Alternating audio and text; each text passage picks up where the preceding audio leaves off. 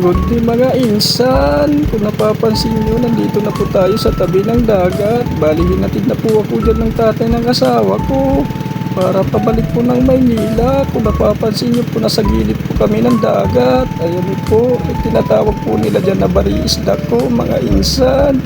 Bali po, nakasakay lang po tayo ng bangka mga insan. Dito na po tayo mga insan, nakaparada na po yung ating sinakyang bangka. Dito po nakikita niyo po ang gaganda ng mga bato dito mga insan, lalaki pa.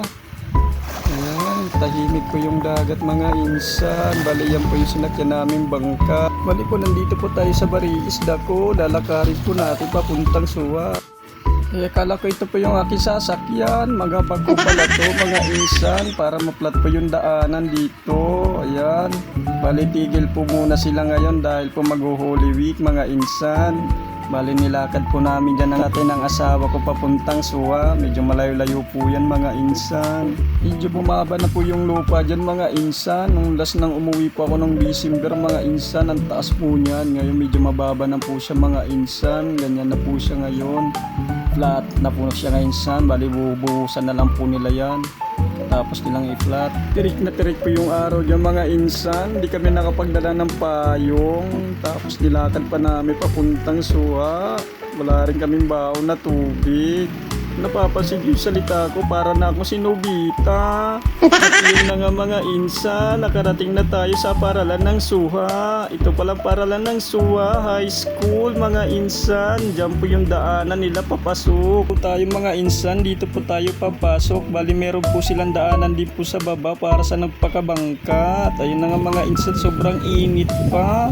Kinagandaan lang dito mga insan, kahit mainit, malamig kasi yung bunga ng hangin mga insan. Ayan, kung napapansin nyo, tirik na tirik yung araw. Maganda lang dito sa probinsya mga insan. Bukod sa tahimik pa, maririnig mo rin yung mga huni ng mga ibon. At ayun na nga mga insan, meron po ditong kubo. Sa probinsya po, anong tawag po niya sa inyo? Sa amin po tawag niyang payag. Bali sa susunod na bakasyon ko mga insan, diretso na yung bus nito papuntang Matnog. Dito po sila dadaan. Bali mga insan, nandito na po tayo sa elementary ng Suha. Bali nagpahinga lang po tayo dito saglit mga insan, at nagpaiwan na rin po ako dito sa tatay ng asawa ko. Kaya pinauna ko na siya pauwi kasi sobrang init na. Bali mag-isa na lang po ako dito mga insan, papuntang sakayan ng bus papuntang Suwa. Bali may nakasalubong po ako dyan mga bata, at sinabi pa nila akong vlogger daw ako, pero hindi pa po ako vlogger, charot lang. Bali mag-isa na lang po ako dyan mga insan, binaybay na lang po natin yung kalsada na tinatawag nila na Coastal Matnog. Buti na lang mga insan, mayroon akong sombrero. Kung wala akong sombrero, yari ang ulo ko nito sa sobrang init. At wala rin akong baon na tubig, nakalimutan kong magdala.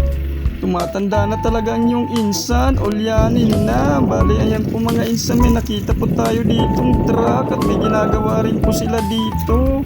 Hindi ko alam po kung anong tawag nila dyan sa gagawin nila. Ay, gala-gala. Mga insan, pauwi na po tayo. Balik na naman tayo sa ating realidad na buhay. So ito tayo ngayon, naglakad tayo papunta sa Suwa dahil doon tayo sasakay ng bus papuntang Bulan. So bali mga insan, pabalik na po tayo ng Maynila. Ayan, grabe ang init. Pakatahimik. Tingnan nyo naman.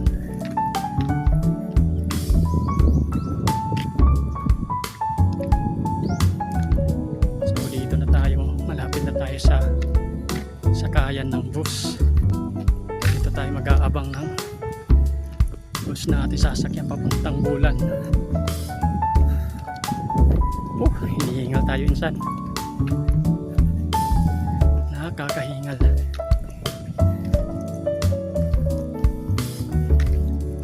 Wala pa tayong dalang payong. Napakainit. Mangga.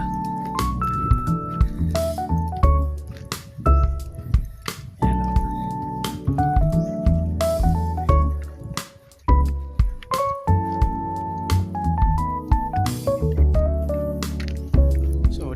tayo mag-aabang. Yan, kung nakikita nyo yung sasakyan na yan, dyan tayo banda mag-aantay.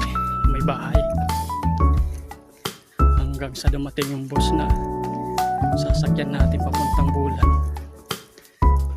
So hanggang dito na lang mga insan. Peace out. At iyon na nga mga insan, nakarating na rin po tayo sa ating paradahan ng bus. Bali dito po tayo mag-aantay yung bus na paparating. Bali laring bus po yung sasakyan natin. At iyon na nga mga insan, dumating na rin po yung laring bus natin sa sasakyan papuntang Bulan. Bali po pagdating po ng laring bus, nag-CR po muna kami na sa Gedli mga insan. Kasi mahaba-haba rin po yung biyahe natin mga insan papuntang Bulan. At iyan na nga mga insan, largada na po yung sinasakyan natin na laring bus. Kung makikita niyo po yung mga dadaanan dito mga insan, puro paahon mga insan, napakatarik po. Mag-iingat po kayo dito palagi mga insan pag kayo po magdadrive. Yan mga insan.